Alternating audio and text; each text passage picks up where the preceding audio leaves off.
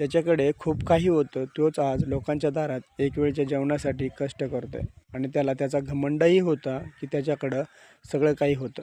परंतु त्या घमंडापायी त्याने बायकोचा मानसिक शारीरिक कितीतरी छळ केला. तो त्या छळावर थांबला नाही तर तिला जिवंत जाळले आणि मारून टाकले.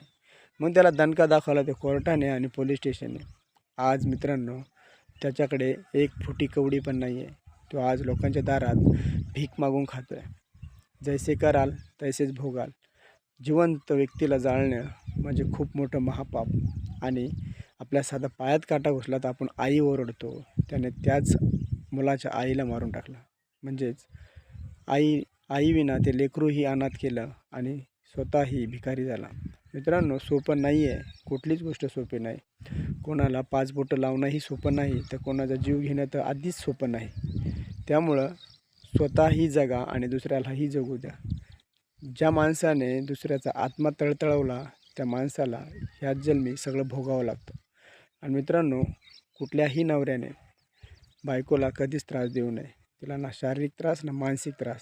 जीव तर तिचा घेऊच नाही, कारण तुम्ही तिला जीवनदान दिलेलं नाही आहे. ते जीवन तिच्या आईबापाचं आणि देवाचं.